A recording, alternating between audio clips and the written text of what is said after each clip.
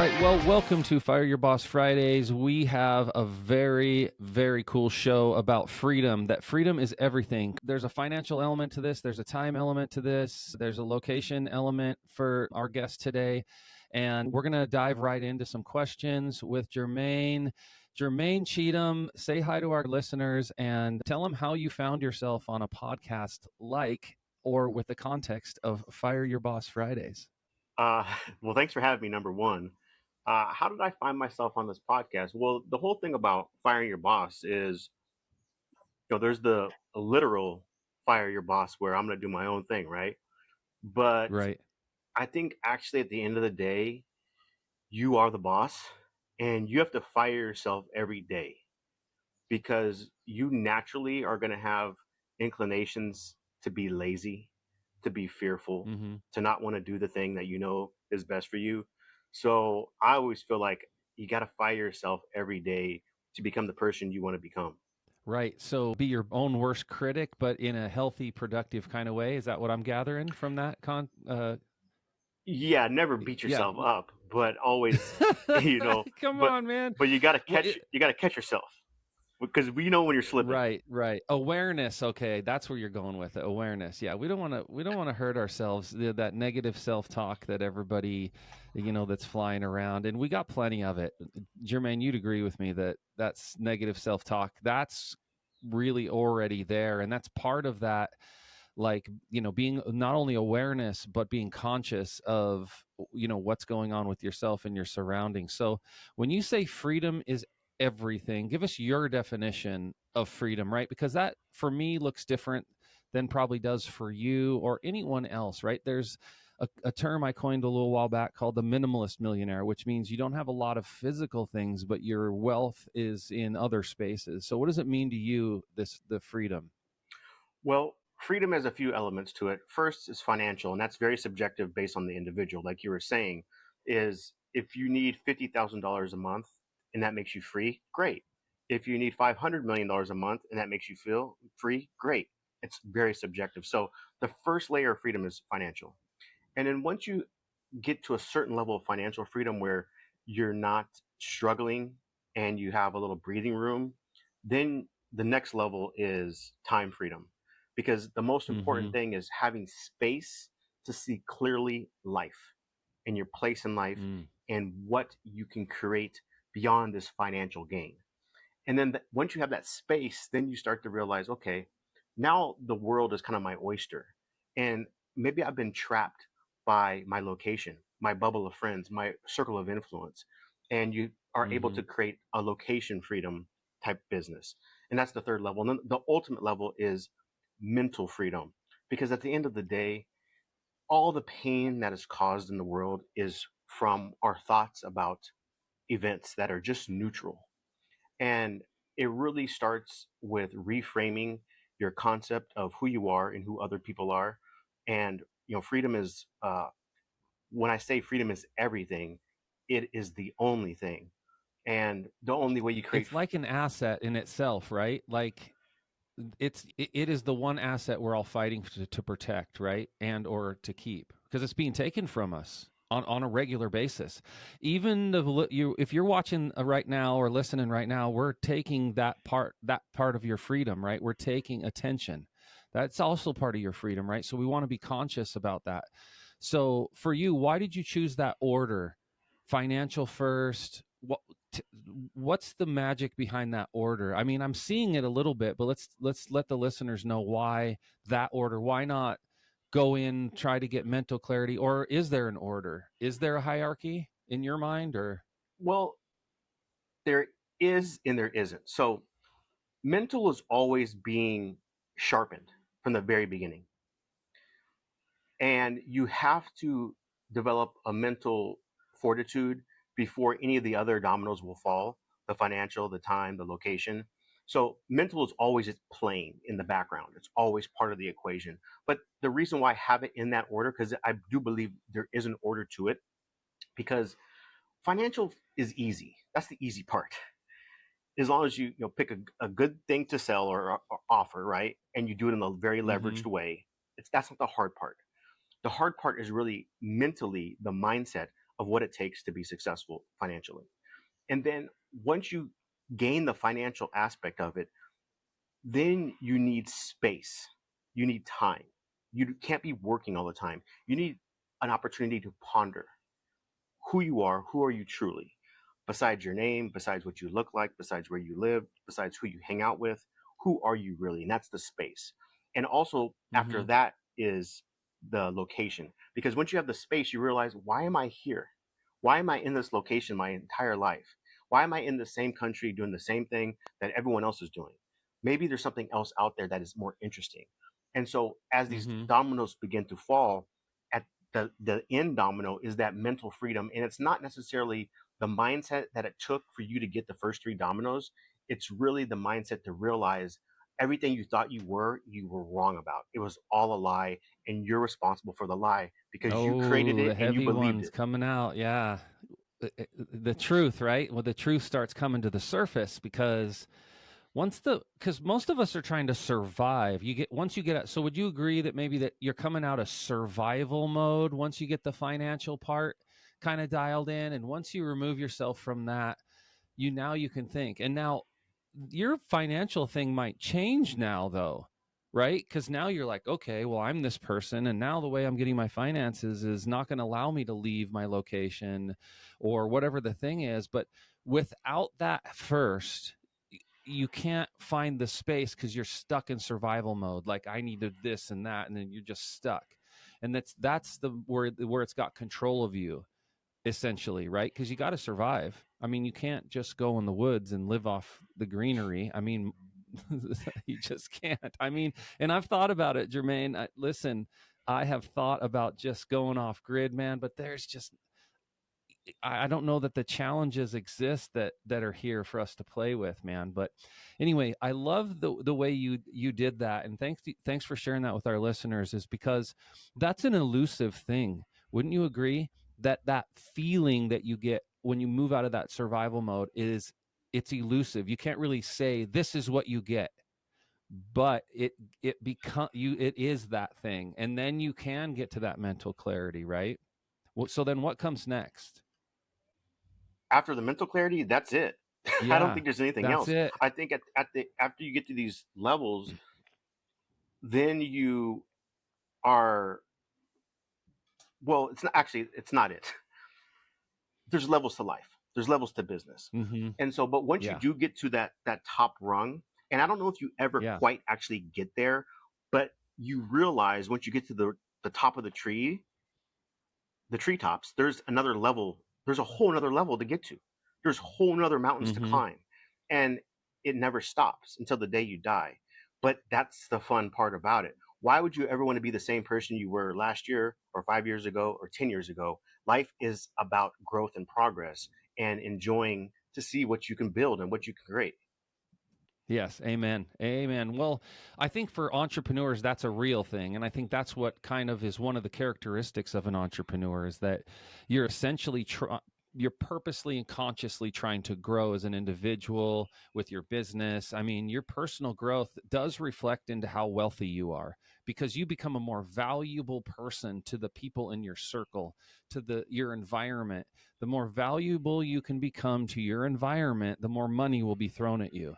And I think that's an honest truth that really can't avoid.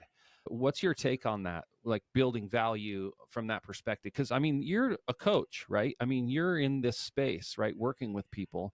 So from your perspective, what advice would you give, our audience from your coaching perspective on that element right there? Well, value is a byproduct of who you've become, and who you've become is a byproduct of the things you've done. Most people that are struggling because they haven't done anything. They haven't tried to execute day in and day out with excellence. They dabble, they give up, they Dabbling. Yeah, I move think to I've the heard next this a few shiny thing. times. Yeah. And Mm-hmm. so the only way you're ever going to become free mentally, financially, time, location, everything is to become proud of the person you are today based on what you did today. And Mm-hmm. that builds confidence, that builds freedom, that builds financial, that builds who you are, really. So the key, really, it's not rocket science. None of this is rocket science, especially where, Amen. how we Yeah. live today, as far as technology, the opportunities at our fingertips to build whatever the fuck you want to build. There's no excuse Mm-hmm. besides you are the problem. You are 110% the problem for everything. Amen. Amen. All right, everyone. Now that you're all feeling like victims really quick after the trigger word comes out that it's all your fault, right? What we're playing with here is that you're get in control of your destiny. But Jermane said something really cool there. He mentioned, it's so simple. It's like it's not rocket science. But I do believe that people are trying to make it rocket science, and then they coach people online on how difficult it is, and then we lose touch with just being valuable as an individual, because we're trying to follow instead of to be unique. To go inward, you're looking outward, and like focus on what you are already. I think this is what you're saying, brother, and work on those values and become the best version of who you actually are, instead of trying to mimic or copy or Yeah, follow, without right? question. I have one rule, and one rule only, is trust yourself. You are the master of the universe. And if you ever deviate from that, you'll never get where you want to go. You have to You always won't get tap what into who you you are. want. Never. Mm-hmm. You'll never. You'll get what your mom wants, your brother wants, your dad wants, but not what you want. Society wants, the church Yeah, wants. for sure. For sure. So you have to believe in That's so yourself. hard though, Jermaine. Come, dude, it's hard. Tell me you haven't had your struggles, man. Oh, I mean, I know that's why you coach it. well, Yeah. yeah, I mean, hard is subjective. I'm not in Kenya trying to pump wells, right? But Okay. Amen. Okay. so zoom out Perspective here. for Perspective. sure. But it is Yeah. it's hard, but it's not, because if you just do one thing that you know you can do today, that you have the skill Mm-hmm. set to do today, don't worry about tomorrow, don't worry about 10 years. If you execute on the one thing you know you can do today, and you do it well for 2, 3, 4 hours a day, that is going to start building momentum, and it's going to start building your Mm. confidence. And you're going to start seeing small results. You can't do 10 things. You can't do 5 things. You can't do 3 things. You have to do one thing well. And you just I do that saw your over post on this, and dude. It was over again. fire. Yes, I think I commented on this one. yeah, you people do too much stuff. And I'm all about simplicity. I'm a minimalist as far as I'm looking for leverage. I put a little in, I get a lot out. Oh, And dang. most people want to there's a couple problems in the world. Everyone has access to a phone, and everyone thinks they have the answers, even though they've never done anything, or they've never actually done the thing they say you can do. So, Yeah. first of all, listen to people that are already doing the thing, have already done the thing, and they break it down to the most simplest concept and the most simple way to apply it. That's number one. And number Mm-hmm. two, do it every single day. People don't need to know what to do. They already know what to do. They just need someone to be there and hold them accountable. That's it. Accountability. Amen. How many times have you seen this online? One of the most profound posts, and I know I'm pulling from online a lot, but that's where a lot of us are like getting our inspiration these days, because, outside of these one-on-ones that we have with people, but said if you showed up to work every day on time for the last 5 years, you're capable of anything. You're just not making it the priority, right? Because if you showed up for yourself for 5 years, at that time you said you'd show up, for the amount of time you said you'd show up, and to take it to the next level, Jerry Seinfeld, this is a tip, by the way, take note of this, listeners. Jerry Seinfeld said, I didn't know what I was going to write. I didn't know if I was going to write. All I promised myself is that I would sit down at this specific time and put an hour into writing. And if I didn't, I would just sit there for an hour doing nothing, because I was holding myself accountable. And he said, but that never happened. I always would end up Yeah, writing. it's great. I've done the same thing where if I time block an hour, 2 hours, 3 hours, 4 hours, whatever, I can do anything I mean, I'm sorry, I can only do one thing, but I don't have to do it, but I can't do anything Right. else. So like I remember just sitting there not Mm-hmm. wanting to do the thing, whatever the thing was. And then after 15, 20 minutes, you get bored and you just end up doing the thing that you said you're going to do. Yeah, it's kind of like Well, and showing up, I think, kind of like my analogy about, people not wanting to go to the gym or whatever, and I'm like, well, just put your shoes on and go. Maybe you'll work out, but maybe you won't. But once you get there, I mean, of course you're going to work out. What else are you going to do, yeah, right? no one just standing around the gym. You look like an idiot just standing there like on your phone, right? So you Like, I kind mean, of got to trick yourself a little bit, I think, sometimes. Yeah, amen. Amen. So think about it. When you book your calendar of life and you're building your principles out, I'm just taking a couple notes here because I'm being inspired by you right now, Jermaine. If let's just look at your calendar as if it's a time block, okay? If you book an appointment to do a thing, you can't book 3 more appointments there. So that validates your point, man. Like you can really only do that one thing during that one time. Okay? So quit thinking you need to do 80 things in a day. You just need to put them in your calendar appropriately, right? Try it just for fun, guys. Take the weekend and just try to put your weekend chores and tasks and your Costco visit and whatever else you're going to do, put it in a calendar and try to hold yourself accountable to doing the things just as a practice to say, okay, well, if I can do this for one day, I can do this every day. I can go after it. What do you think of that? You think that's something Well, I fun for think the start listeners to do, man? to Lisa's point is start with baby steps. You know, don't try to eat the whole elephant in one bite. So, no matter what it is, start slow. Mm-hmm. Like if you've never flossed your teeth before, just start with flossing one tooth. But chances are, once you get in there, you're going to floss all your teeth. It's the same analogy. You go to the gym, you don't have to work out, but you have to show up. And if you hate it, you can turn around and leave and go home. But chances are, you get there, you're going to actually do the thing. And so, what I would do is I would block out whatever the smallest amount of time you can always execute on that thing, even on your worst day. So even if it's your worst day, you can always make one phone call, right? No matter if you have the flu or whatever, right? So start there, and then the day two, do 2 calls. Mm-hmm. Day three, do 3 calls, and so on and so forth. And so you get to the point where you're at where you want to be as far your output. For me, I spent years only doing one thing for 4 hours a day, and that was reaching out to prospects. I had a specific avatar that I reached out to every day for 4 hours a day without question for the same time block from 8 a.m. to noon every day for years.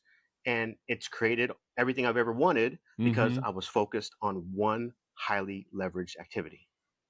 How does that apply, brother, to big goals, right? Like, now we're taking action, but what don't we need? You had a big goal in mind when that you had to throw the idea of like, okay, you're not randomly calling these people. You had an avatar, you had a thing. What at the time, just for the listeners, what was your big thing, right? You need a big thing to go after, right? And then all the little things will fall into place. Well, I don't think you need a big thing personally. I think you need a process that you can execute on and you believe you can execute on it every day. Now, the big thing is probably you focus on it 2% of the time, but 98% of the time is focused on today, did I do the thing I need to do to get to my big thing? Did I execute on the process? And so for me, Mm-hmm. it was always, well, let me make $10,000 a month. And then once you make $10,000 a month, it's like, okay, well, let me make $20,000 a month. And then it keeps bumping up from there.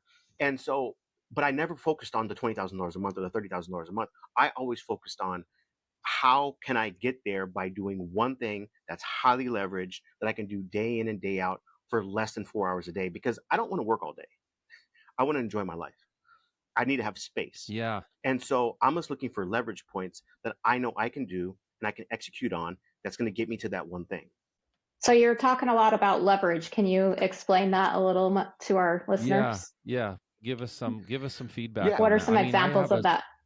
Yeah, so yeah. so leverage, the most important leverage you'll have is leverage over yourself.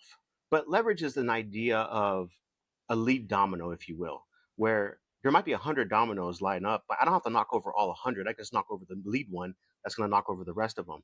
So for me, my leverage has always been I'm not going to chase customers.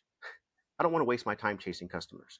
So instead, I'm looking for leverage, and my leverage always came through partners that already had a network of my ideal customers in their realm of influence, and they already had their trust.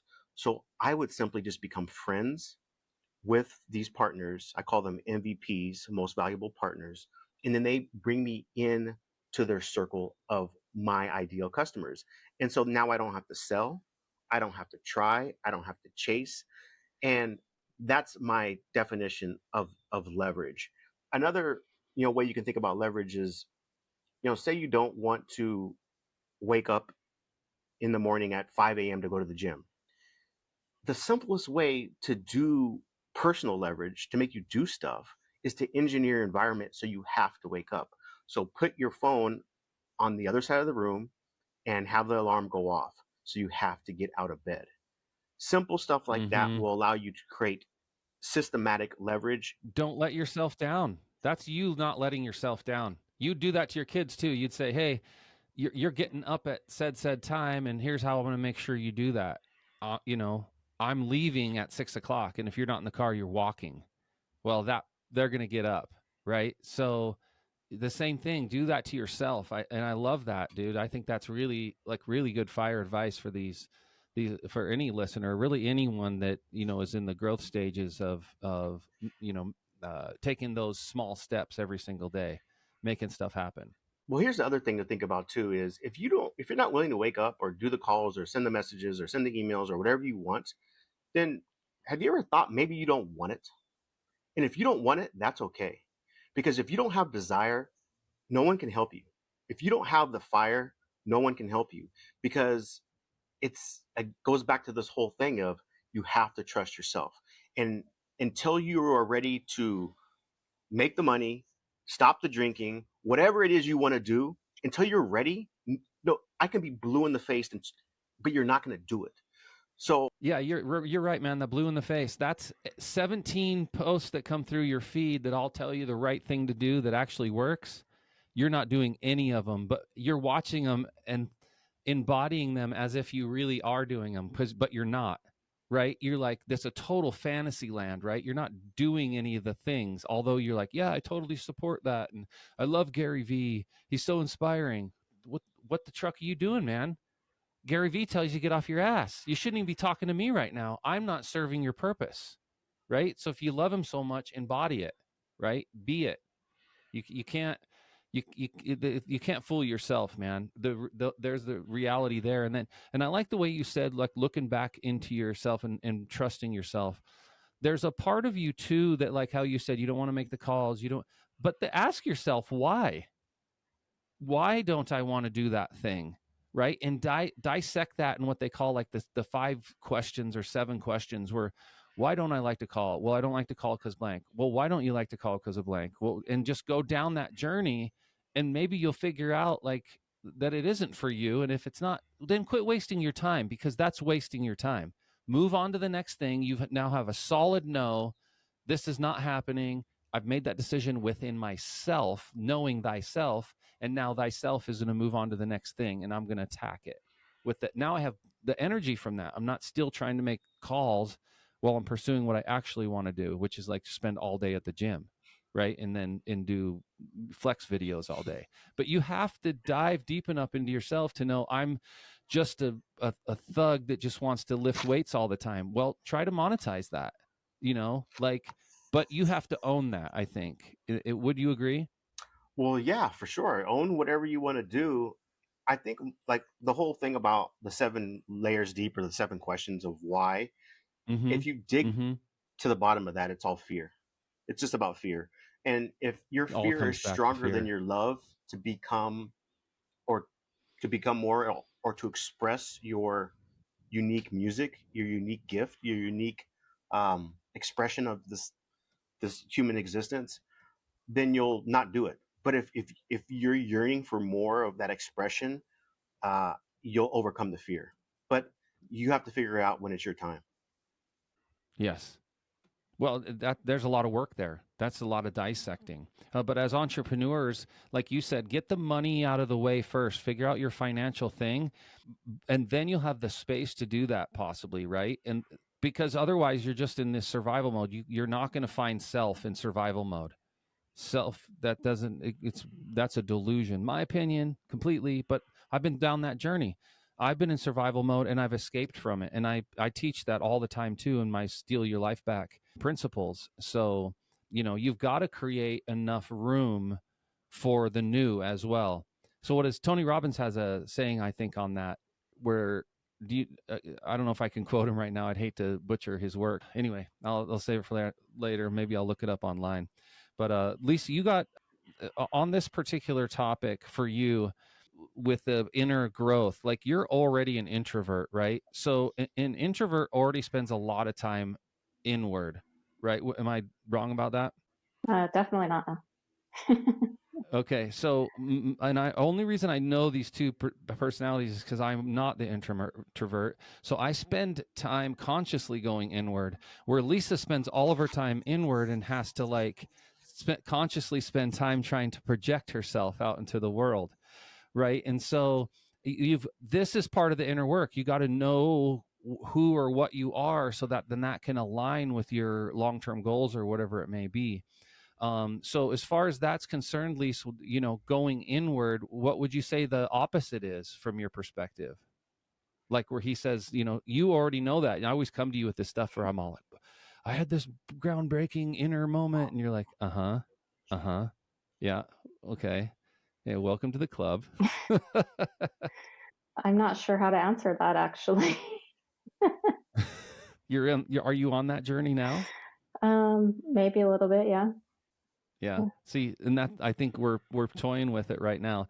But you've expressed yourself a lot, Lise, and maybe you can poke at her a little bit here too, and maybe give her some guidance. But wasn't originally wanting to do any sort of podcast work. She was a bookkeeper, accountant for many, many years, right? But for whatever reason, she wants to she has this message now in her, and she gets it, and she found it, and she's like, okay, well, how do I get this message out, right? And so then that becomes her big mountain, right? Is that, and it's not going to be easy. She already knows it's not going to be easy. It's going to be those phone calls. It's going to be that thing, right? So Jermane, what kind of advice could you give someone who is an introvert that is on that journey, right? Where they already know the thing, but they're struggling with all these other elements. I consider myself an introvert. I've always been introverted. Okay. I thought I was going to be in a cubicle crunching numbers, not talking to anybody. But I knew that wasn't my higher self. I knew my higher self was to be in the world, to be engaging with people, to try to understand who they are so I could understand myself better as a reflection.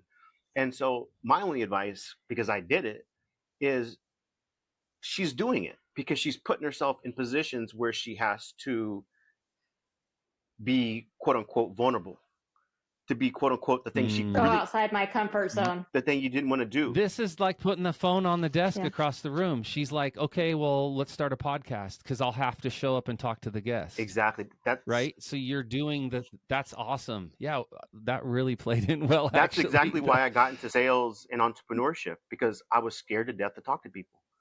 I didn't think I was good at it. I didn't think I was a good communicator. I didn't think people like me. So I got into sales and entrepreneurship to see if it's true. I challenged it in the same way Lisa's challenging her inner critic about whatever her inner critic is saying. I just chose to never succumb to fear. And that's kind of my guiding light. Right. So this is sort of an inspiring moment for many of you out there. Maybe that's the one thing holding you back. Look at Lisa right there. This is her way of saying, I'm not going to let that control my destiny. I'm going to go out, be vulnerable, and, maybe not be, the guy that's talking the whole time like me, but I'm still going to put myself out there. I'm going for it. Yeah, this is cool, man. We're making some big headway. But I'd like to talk a little bit more about what you offer directly, my man, because I've been following you for a little while now, and you're dropping all sorts of inspiring stuff, and I know you're transforming lives out there. But what is it that if our listeners wanted to, know what it is you do specifically, I know you're in the coaching space, so tell us what that journey looks like, or who would come to you or who would call you, and what can they expect to receive? Yeah, I don't really consider myself a coach. I consider myself more of a mentor or a consultant. And why I say that is Okay. because the mentor part is I've been there, I've been in their shoes, and I've been wanting to get out on my own and do my own thing, but I was just scared. And the consultant part Mm-hmm. is I ask a lot of questions and to find out what do my clients want. And then from that point, we can decide what's going to be the highest leverage single activity they can do that is going to get them that result. And so a lot of it Mm. is one-on-one coaching, a lot of it is group calls, and a lot of it is just strategizing on what's going to be the best business model. What should you sell? Because the only way to make financial freedom is to sell something. And then from that point, who to sell it to and how to sell it. And that goes back to my Mm-hmm. MVP model, because you don't want to make your life any harder than it has to be. And if you can just build relationships with people, because that's how business is transacted anyways, have them do all the work for you without paying them. And it's actually in their best interest because it's a win-win-win for all parties involved. So uh, it's mostly just from the lens of what are you good at? What do you want to do? What do you want to create? And here's how to do it. And I just give you my insights on how to do that, because I've done it from my own financial Mm-hmm. services business. I've done it from my consulting business, and it's allowed me. Like, for example, I'm in Brazil, and I work 3-4 hours a day maybe, and I don't even have to work that much if I didn't want to. But I'm able to go to the beach earlier today. I'm able to talk with you today. I'm able to you know have whatever I want in my life, and it allows me the clarity and the space to think holistically about my life, and then like what new mountains do I want to climb. And this is part of it, talking to you Mm-hmm. guys, where you know I never thought I wanted to be on social media, any of that stuff. I was just like, that's silly, I don't want to take pictures of my food. But as people kept telling me more and more, like, hey, We're watching. We'll be following, waiting for the pictures of your food today, man. You better be posting in an hour. I want to see what you're eating.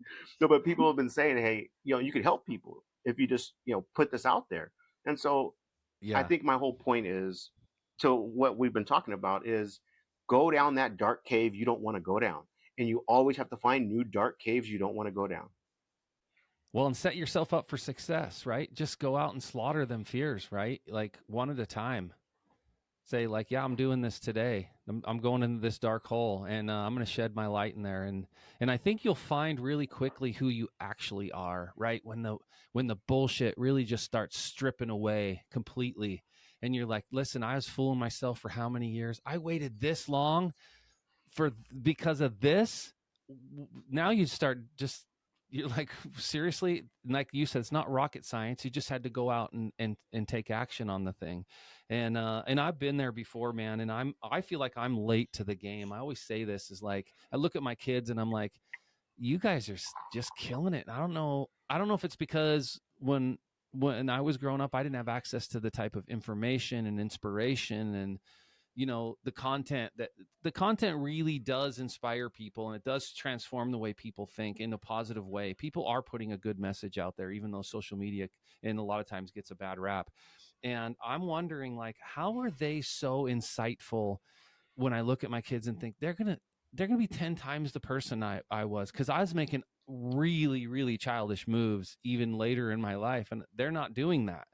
I'm like, how do you know you're not supposed to be just fucking around right now? Right. And, everyone was kind of telling me, don't do this, but no one really cared. No one cares what you do. You can just go on your life and fuck around, or you can go and get it in order. No one technically cares, because as long as it doesn't affect them directly. So, but yeah, I always wonder where they're getting their insight. What was the transformative moment for you? Like, do you have a catalyst? Is that, you don't look like like this was a new thing for you. Where was the tipping point for you where you decided, I'm going to transform my life specifically? Did you ever have that, or have you always been like that young soul like my kids? I think my transformative moments always happened when I was 5, 6, 7 years old, because I had so much so many challenges to understand my life, my circumstances, and the world around me, and it forced me to examine everybody and everything, including myself.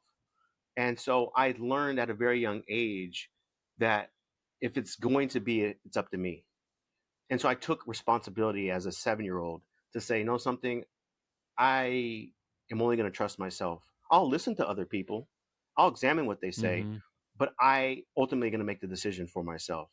And That's so I heavy, think dude. it's important that uh, you never look at your quote unquote problems or things that happened to you in your past from a lens of it was bad. I believe there are always opportunities to be, not only become who you are, but also to help other people along the same path. And I just always feel very fortunate that I decided not to be a victim. That's why my website's called Creators Learn, because you're either going to be a victim or a creator. And I just believe in creating my life. I believe in life as a creation process. I believe entrepreneurs are uh, artists. I believe a conversation is an art form. Sales is art. So I just chose to create a life that I wanted and a business the way I wanted. And I was never going to be a victim of anything that happened in the outside world because I chose to listen to them. I chose to turn on that TV and believe what they said on the news. I chose these things. No one ever forced me to do anything. I accepted it. And even if something bad Yeah, happens to because you, nobody cares whether I say something or not. It's your choice. Then, like you said, to digest it. And this is true, guys. Even everything that we're sharing with you, you should be questioning yourself right now. What first of all, you want to protect your space. That is an asset. We talked about that at the beginning of the episode. You have to protect yourself. What you digest is a very, very important thing, and I think that's what you're kind of going into, right? And you can't just watch nonsense, right? Because you're going to become nonsense, right? So if you're going to take in good data, take in the best, right? And choose wisely, because that becomes you. It becomes your next decision. It becomes the reason you do the thing, right? You've got to tread that path in a very conscious manner. So, and then do you, with all this coaching that you have going on, or well, excuse me, mentorship, is this like long term? Is this monthly? Is there a fee? How does one get, let's say they're struggling, they feel like they're connecting with you right now. What does that path look like? What am I doing? Right? yeah. So Am I calling you? Am I dropping you social media posts and man crushing on you? What am I doing? all of the above. So yeah, it can be one offs where we just have a call, and Mm-hmm. sometimes people just need permission to become who they want to become. They just need someone to say, yes, that's a good Mm. idea, or yes, you can do that, or they just need Oh, permission. And wow. maybe no That's one's ever been heavy. in their corner to give them permission. That's number one. But then there's also sometimes I have a long-term program where it can be done in 12 weeks, where it's more of an accountability thing where we check in weekly to make sure you're on track with these high leveraged activities. And typically it's only one Mm-hmm. activity because we identified what's this high leverage activity you should be doing. And those are really the programs, is one-offs and then ongoing 12-week programs. But Mm-hmm. at the end of the day, success is 90% mindset and accountability, and the tactics and strategy is easy. That's the easy part. Was going to say So, that, man. Go ahead, Lise. oh, well, I was actually going to ask you. So, if someone does come to you and they are in like the victim mentality, do you have a solution for that, or how do you approach that? Oh, that's Lise. You just dropped a bomb on him there. That's a How do you change the victim mentality? that's a great question, and I don't know the answer to that because I've never understood victims. I've never been a victim, and You here never here had to overcome that, right? here's what I would do. Here's what I would do is, if you have a victim mentality, I believe 100,000% in exposure therapy. So my first question is, what scares you to death? And whatever that is, that's the thing you're doing today. Because once you do the thing that scares you to death, new windows of opportunity in your mind open up about what's possible. And that's what I've always done. I've just done exposure therapy on the things that scared me, and they go away. I'm not scared anymore, ever. What about the accountability you talked about before, right? The victim is saying it's the world, it's the problem, right? You're saying look inward. You've been saying that all along. I think that's another thing. You don't even know you're giving that advice technically, but you are. You're saying look inward, right? You're the one making all these choices and all these decisions, right? There's that element of that as well. The problem with victims is they don't know they have the power. They think the power's out there. But the Yeah. only way you gain the power internally is by doing the thing that you're scared of. I like Mm-hmm. paradoxically, once you do the thing you're scared of, you realize, oh, I am in control. It's about that locus of control. And so once you realize Mm-hmm. I am in control to overcome these fears, because fears are all made up. They're not real. Nothing's real. It's all it's a No. story. And so once you Yep. actually do the thing you're scared of, then you realize I have the locus of control. That's when the shift from a victim to a creator starts to happen. So And you have to experience that, right, brother? You can't. It's not like you just hear a cool quote and then all of a sudden you're not stuck in your space. You got to you got to go through the thing and feel it. When you feel it, you feel something new and different. It's like, wow, this is empowering. yeah, I think a lot of people, they get confused about, well, I need to meditate, or I need to do affirmations, or I need to read a new book. No, no, no, no, no. You do the thing first. You can meditate after you do the Mm-hmm. thing. You can read the book after you do the thing, because then you'll have context on the book or the meditation or the affirmations. And actually, when you're saying affirmations that say, I work out every day because you worked out this morning, it solidifies the affirmations. But if you say the affirmations before you even work out, it doesn't, you're putting the cart before the horse. So a lot of things in the Mm-hmm. world are backwards because it sells tickets and people make money off it. Yeah, the sexy marketing. Yeah. Yeah. So yeah, that's a great question, Lisa, about how to change a victim. Yeah, exposure therapy is the way to go. Lise, what's your take on it with the victim mentality? Because I know I've heard a couple times you've brought that up, and it's a big part of what you stand for, right? Because even in situations with suicide and like really big topics, right? So Well, I think for being a me, like, victim. I mean, I 100% agree with what he said because, I mean, the biggest thing for me was, I was in a relationship, my previous marriage, where, I mean, I felt like I was a victim. I didn't think I had control and, like, I could never leave. But then once I did leave, and looking back, I'm like, it was me. Like, I'm the one that kept myself there The all that whole time. time, yeah.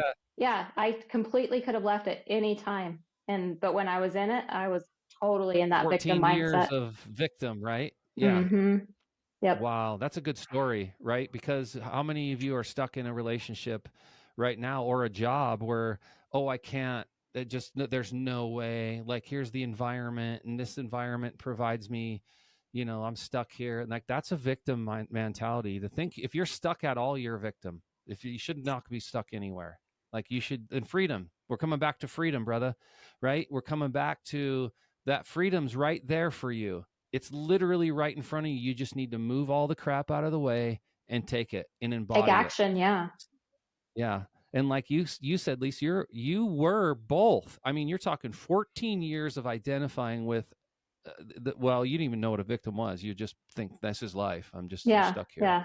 And Exactly. then when you break free, you go, oh, that's what a victim is. You can only see the victim when you're not the victim. You go, oh, look there's one. Look, there's one. Yeah. And There's then one of those. it became so crystal clear to me. Like something just clicked and I'm like, wow, like, yeah, what was I doing or thinking that like I had no control over that? Yeah, and I'm like, It's I'm this crazy. cool person.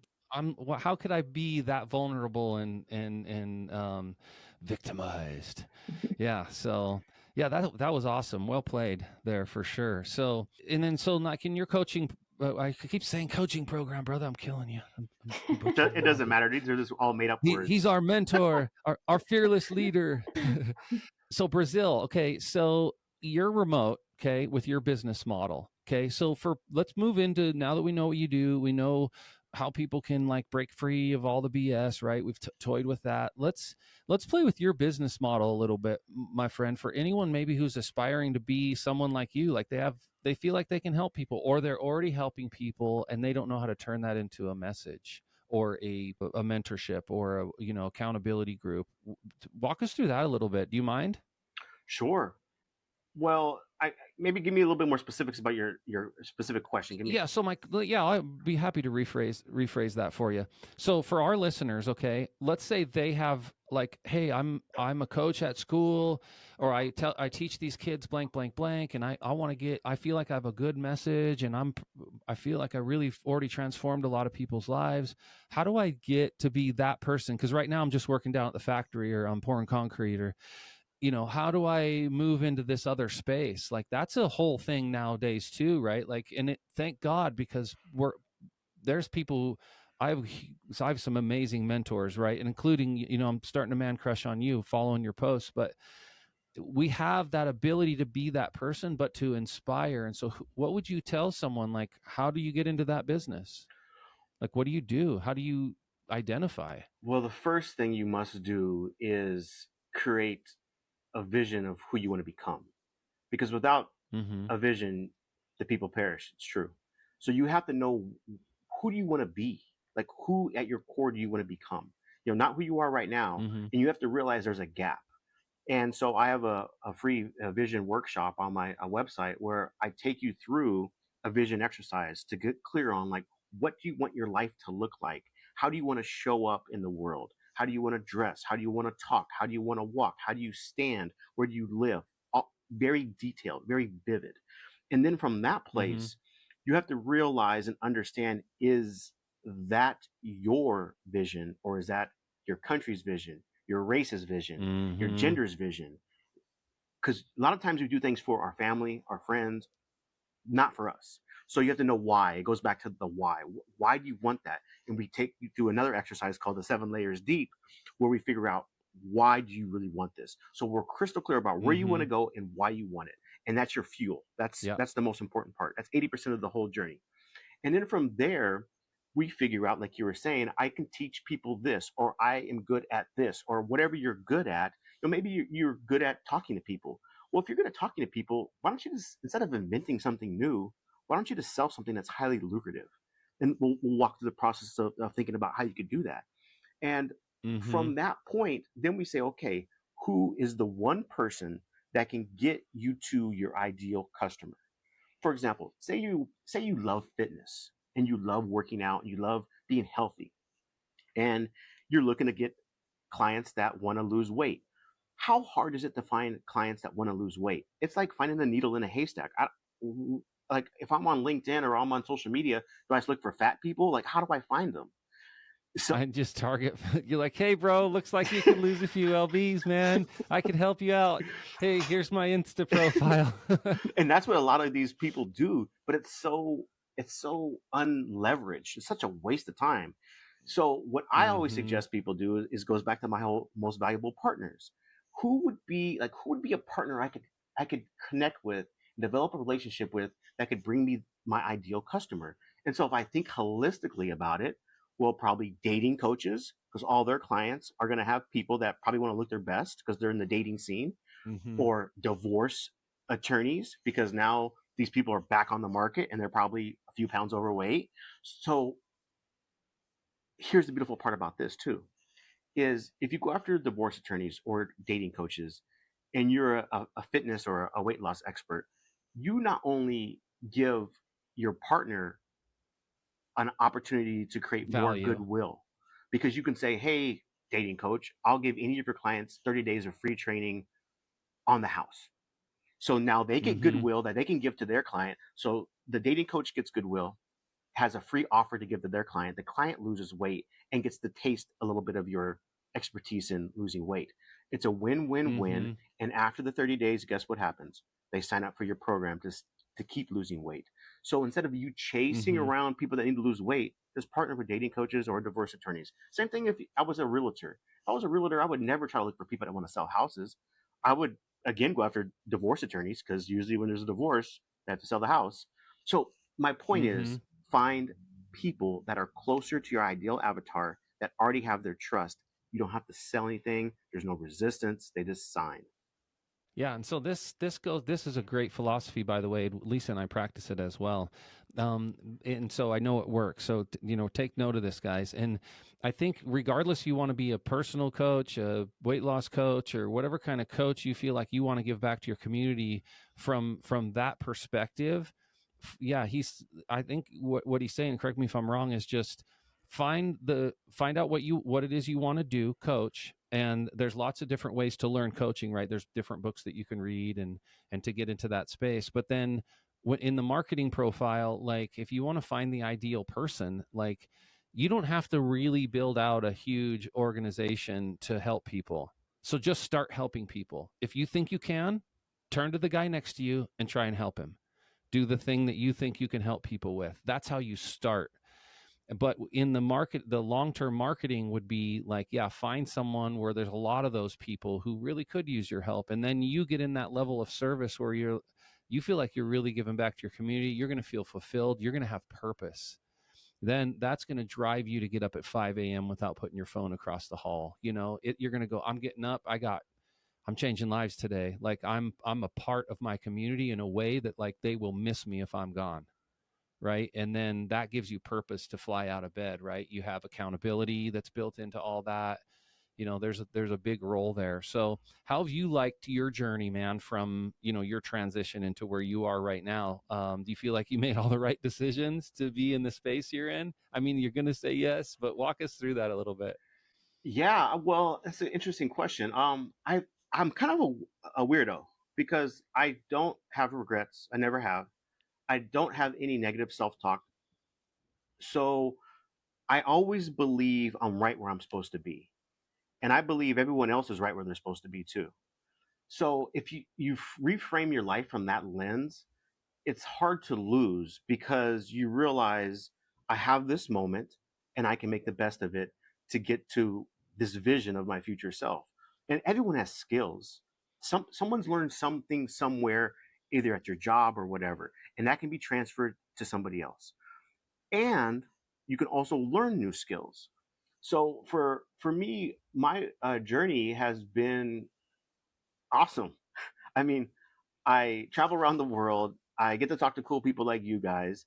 I mean, life has been amazing, and I think it's been created. It's been designed.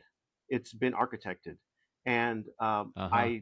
I think it's important to think about your life from that lens of, you know, do I want to be 85 years old and look back at my life and say, you should have done it. You should have tried. You should have. You don't want that. And I think about that all the time. I think about death every day, and it drives me. It keeps me clear about what's important and what's not. And 99.9% of stuff is not important at all. Nothing really Not matters. important at all. Yep. Nothing That's a big matters. part of my practice and steal your life back. Hmm. Your life, there's these certain pillars and assets, time, mental energy, right? There's all these elusive things like that, we don't really talk about, but those are the only things that matter, right? Like at all. And once you've identified that, money comes and goes and it will infinitely. Okay. We all know that every time you get a paycheck, it flies right out the front door if it's not already thinking about going out there right now. So that's going to happen no matter how much money you make. Okay. And it's going to constantly be moving. Money moves. And what you're saying, though, is your job, like in what you're doing now to be a productive individual, Jermaine, is you're helping people, but at the same time, you're growing purposely. Like, how do I say this? You're learning, like, doing podcasts, reading books, and you're growing because the more valuable you become, right? Like internally, right? As you're growing as an individual consciously, you're becoming more and more valuable to your students and the people in your community and your peer group, right? And that's Yeah, rewarding. yeah. I don't even think about it like that. I'm That's heavy. I went pretty deep on that one. Sorry, man. Yeah, I'm highly selfish. So I'm never thinking about, well, how can I make my students or clients better? I'm really thinking about how can I make myself better, because I know if I become better, my cup runneth over, and then I can give more to everybody. There's more of Jermaine Mm-hmm. to give. There's more juice.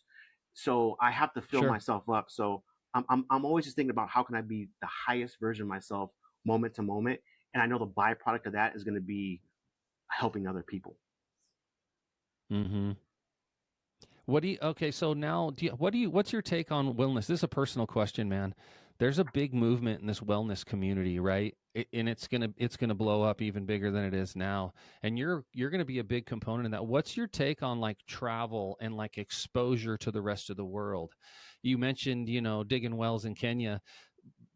When you get exposed to certain things in the world, do you think that really helps someone change their perspective as a human being, like in their life? What's your take on that? Like, do you think that's a healthy thing for someone to do? It's one of the most important things you'll ever do. Without it, you'll never understand the whole scope of the human experience and how you fit into it, because you're just in a bubble of like-minded individuals when whatever country you are in. Every country I go to, I've Mm-hmm. been to, I don't know, 70 of them. They're all zombies. Everybody is a sheep based on their culture, everyone does the same thing. And so you don't Mm-hmm. realize you're a zombie and a sheep in America until you leave America. And you realize everyone's doing the same thing. So as I travel to new countries every 2 to 3 months, I see this sheepish behavior. And then I have to examine, how am I a sheep? And do I want to continue to be a sheep in my life? And the only way you understand this is by traveling, because you realize everyone's exactly the same. And 99.9% of the world is full of love and gratitude and kindness. The only reason you think the It world is really is. dangerous is because you watch the news. The news is always going to have a Yes. Mm-hmm. spotlight on bad stuff, because that's how they sell tickets. That's their incentive structure. If you understand the incentives of any business model, you'll understand why people do what they do. And the news incentive is to scare you.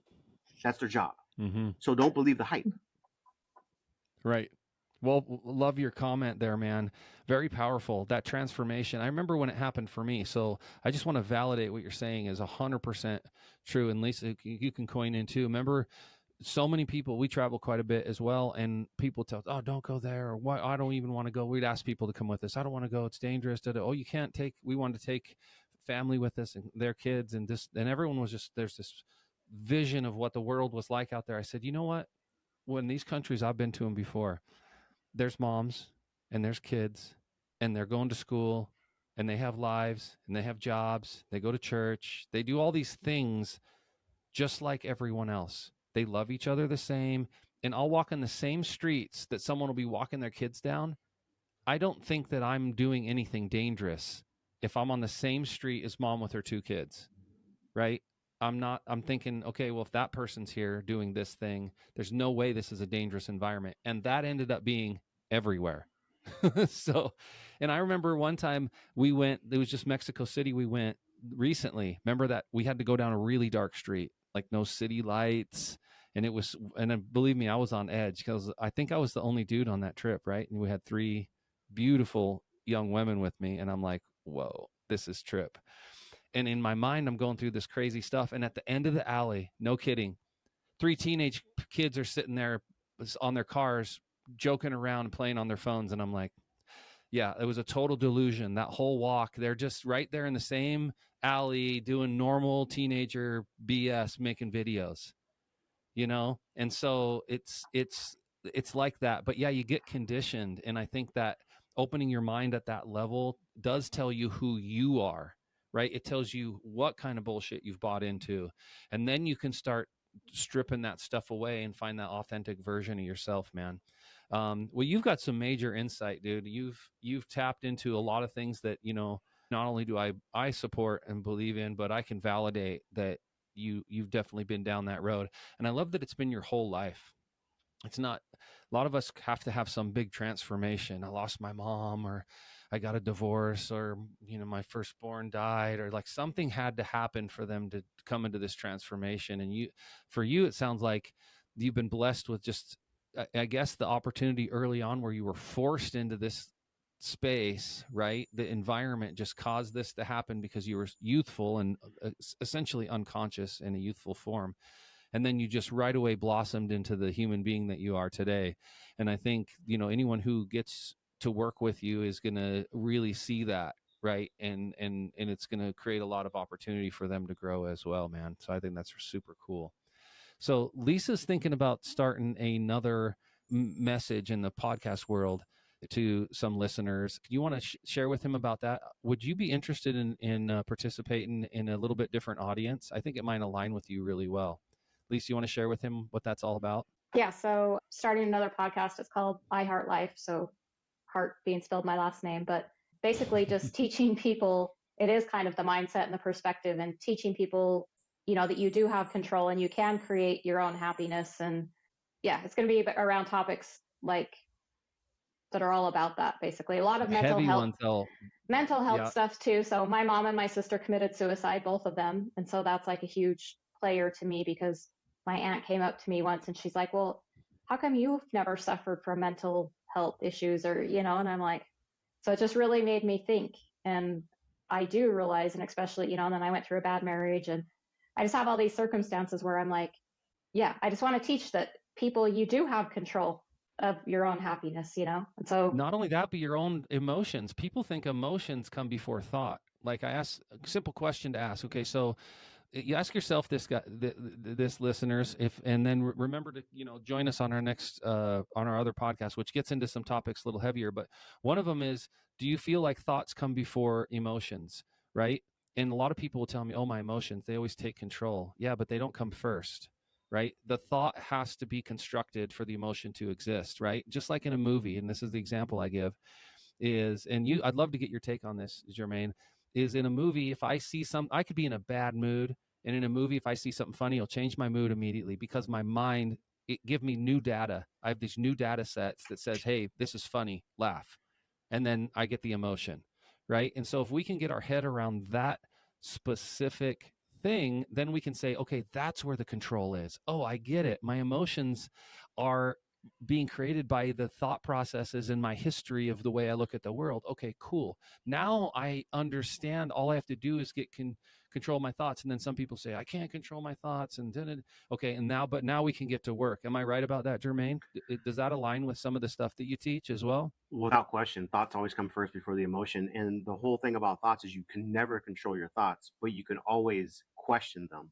You can always scrutinize them as if you're an attorney and cross-examine them, because they're mostly nonsensical, and they're usually from the past, and they're usually not based on reality, and they're usually based on a vision or an assumption or an anticipation of a worst case scenario, which the chances of it happening are very slim to none. So if you can just rephrase and reframe your thought, it's like, is that true? And if you say yes, you could say, well, are you absolutely positive it's true? And usually it's a no. And then you have a crack to start re-examining that thought to say, something, maybe he was just late for the flight and that's why he didn't say hi. Or there's so many different things that can happen. And then you'll start to notice in your day-to-day life times when you made an assumption that made your emotions stir up because you had the thought that you were wrong about the assumption. And you're like, oh my goodness, they weren't even talking to me, or whatever it is. So it's always about re-examining your thoughts from a place of, what else could this mean? That's what I always ask myself. Like anytime I get uptight or upset or I'm mad about something, I always ask myself, what else could this mean about that person? Maybe they're just tired. Maybe they're hungry. Maybe, who knows? Maybe they don't, who cares? Like you start to have these better, more helpful thoughts that then change your emotional state, where now you can actually do the thing you're planning on doing, it besides derailing your entire day. It goes back to, you are in control of your response of the thought. Boom. I love it. That's exactly what we'd love to dig deeper on with you on the other podcasts. Is that something you'd be interested in doing? Oh, for Going sure. really heavy into that? that? I can talk about this all day. Oh, dang. We found his fire. That's awesome, man. Well, cool. So we've gotten a little over an hour on this one. We'll probably have to shut it down a little bit. Is there something you'd like to, share with our listeners about like how to find you, those kinds of things, social media? Give them some input. Is there something we can get them for free? Any sort of literature or anything like that we can drop in their hands? Maybe put it in the link below. Yeah, all the socials I'm on. You can go to my website, creatorslearn.com, and there's a free, basically a course where I give you access to things that I used to charge for, where you have the vision workshop, you have the why workshop, and then you have the what, the how, and the who of entrepreneurship. And once you get those three things aligned and your mindset aligned, it's extremely simple. But the most important thing is the mindset stuff. That's 80% of it. And you have the 6-figure formula too, right? That's part of it. It is a 6-figure formula. That goes into Okay. everything. And from that lens, you're able to build a business that gives you the financial, the time, the location, and the mental freedom. And then I have a bonus training at the very end of that that gives them a peek into my original business model in financial services. If they have an interest in, instead of trying to create their own business, just copy what I did and get what you want. Mm-hmm. So yeah, Yep. it's all free. So check it out at creatorslearn.com. Cool. All right, you guys heard it, man.